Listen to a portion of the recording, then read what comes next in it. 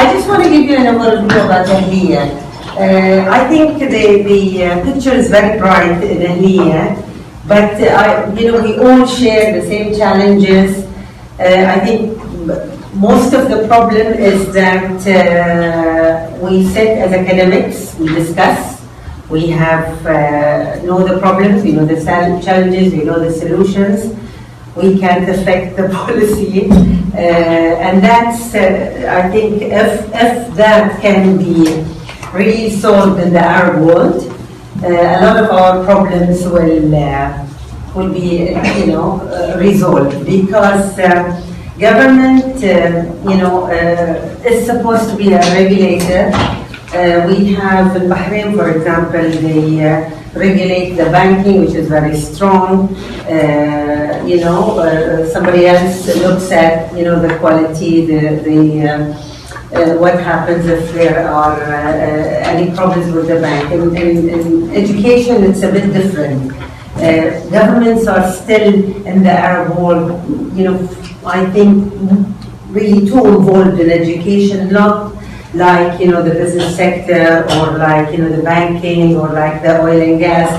They've generally sort of let go of a lot of this. In education, I think it's a very sensitive issue in the Arab world, and governments are still having I think too much control. Now we were lucky in Bahrain because after our national reform with the King Hamad, we have done a lot of reforms in Bahrain. We also share like other GCC countries at 2030. So we all have, and I think we share a lot with the West. We all have the same goals. We have a long way to go.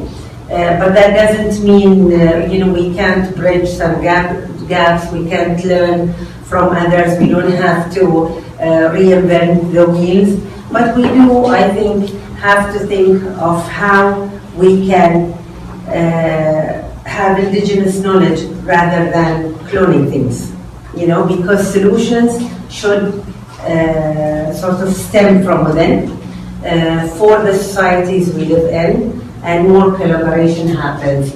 Role of universities, Professor Amr had ended his presentation with that.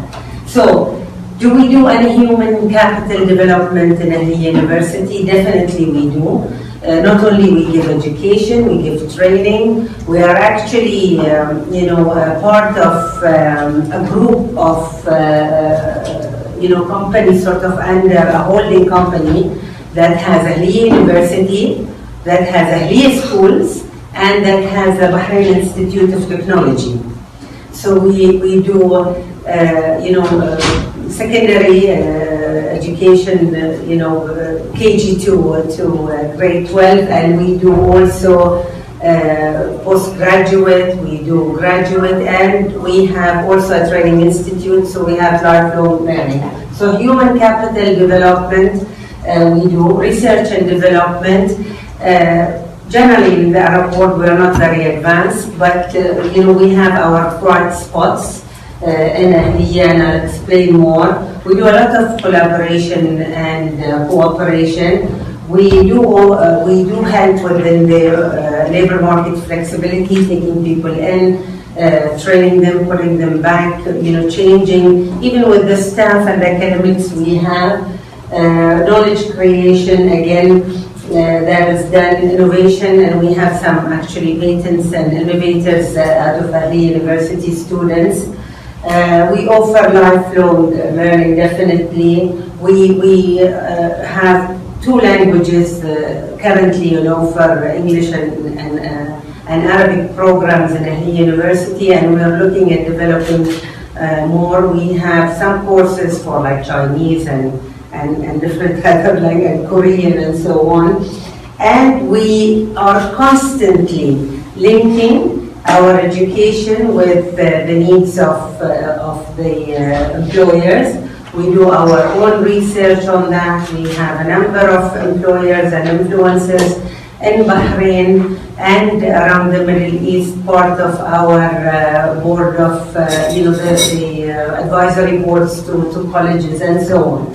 So Ahlia University, since its inception, because of the reforms, because there were not, the law was not allowing private universities to actually be a reality in Bahrain. So in 2001 we were established as a fruit of the reform led by King Hamad. Ahlia University was the first private university, and we are so far in all our quality reviews and so on, we come on top of all the private universities in Bahrain. It's fully licensed by the government, and whether it's the quality assurance or the higher education or the national framework, we are participating fully in all of that, and we score very highly. You can actually look at the Quality Assurance Authority Bahrain website and look at the reports. I wanted to share with you our vision and mission because it's telling, and it's also something that is instilled in all our staff, academics and students, we alumni as well.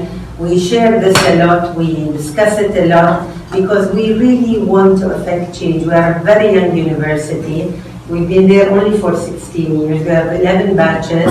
But I would like to believe that we are like, seeds of change in our society. I want to be positive, and it might take us time, it might take us effort. If we look to the west or to the east, we saw people running like much ahead of us, but that doesn't mean we don't continue the race. We can make things happen. So Ahlia aspires to become an outstanding regional and international academic institute, promoting highest level of integrity and the achievement of excellence. In our strategic plans as well, we want to become by 2030 in the top 500 universities in the world. Very ambitious, but we are all there and we want to do it. Our mission is to move forward with the frontiers of human knowledge and elevate the social and living standards of societies. And I'd like to think, judging by what I'll share with you, that we have done a lot because of our employability rate of our alumni, and some of them are like inventors and entrepreneurs, and they're creating their own sort of world. We have an international student community. We have about 28 nationalities in Ahlia. We have faculty and staff from 21 different countries. We do have international partnership and collaboration. We have active collaboration with 10 universities and institutes. Some of it are at postgraduate level, some of it at research.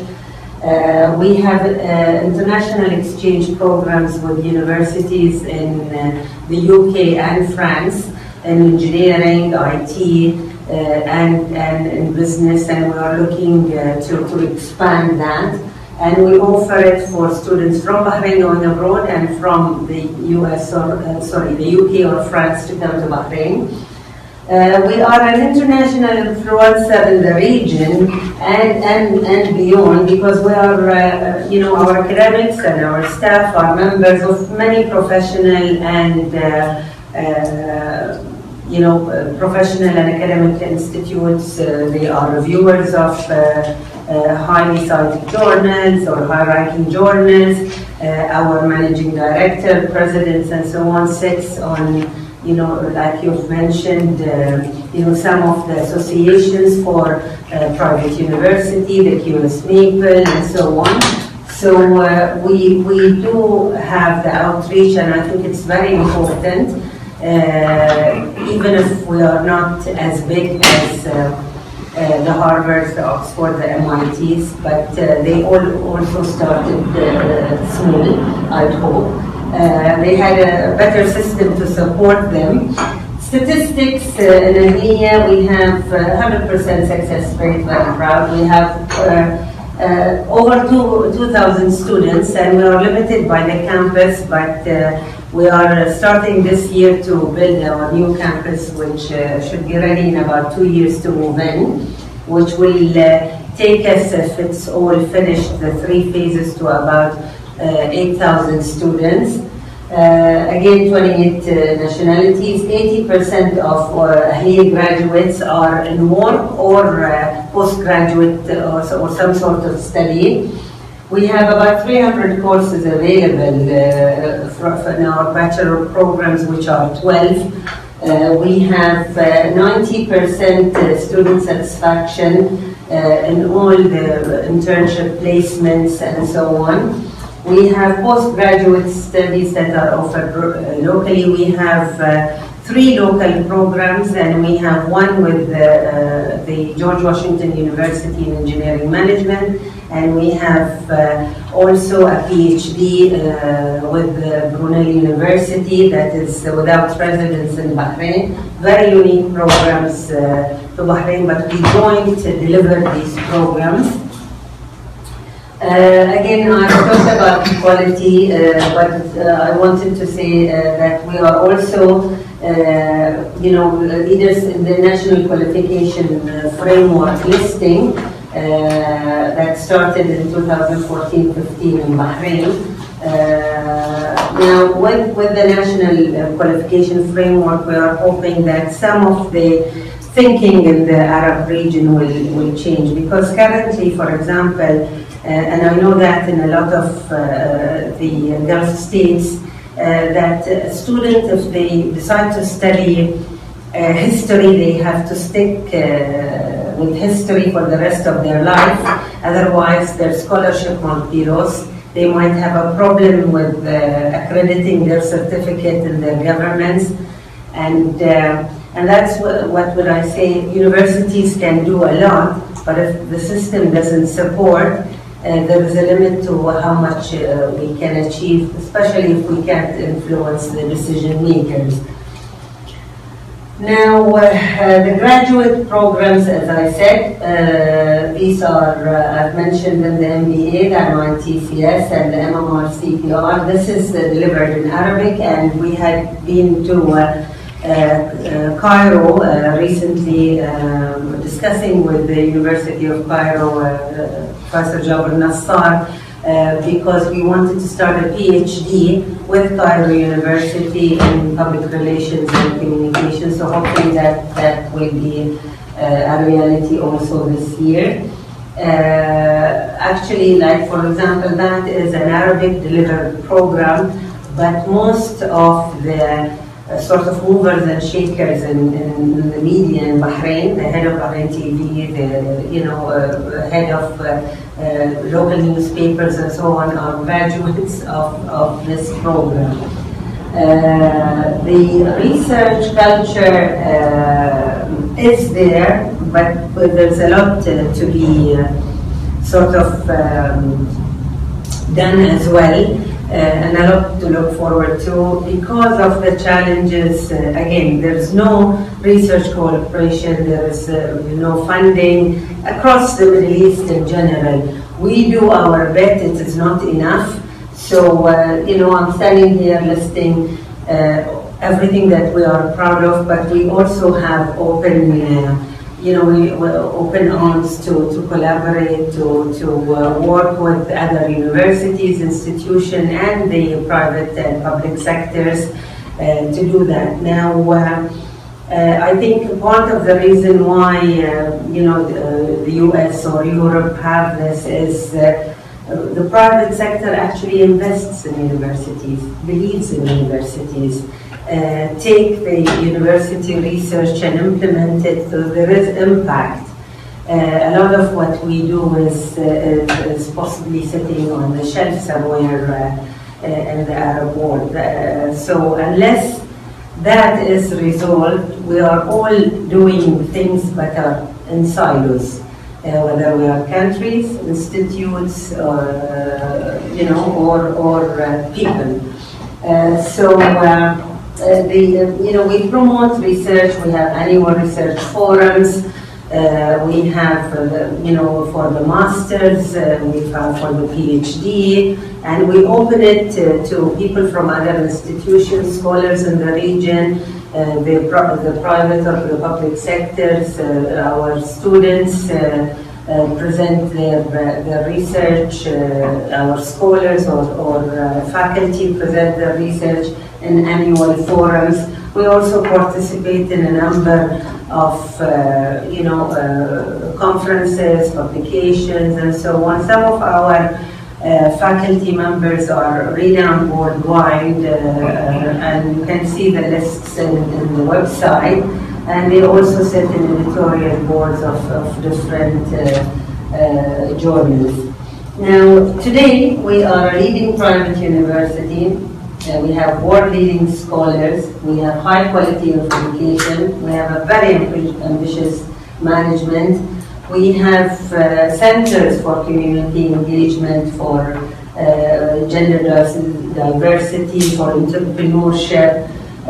We have a global outreach and a global dimension. We do prepare students for employability and leadership roles in various programs that we have in the university. Some of our students come the first in if you like, competitions they participate in. We have cultural diversities. Our management are mostly women and foreign, so we don't. So we have equity. Many languages spoken in Ahlia, and we teach that to students as well. And we have very good connections with all ambassadors, really, that are in Bahrain, including Egypt, of course, the GCC, Korea, China, the US, and the UK. And that's it. Thank you. I'm trying to do it fast. Oh God. Thank you.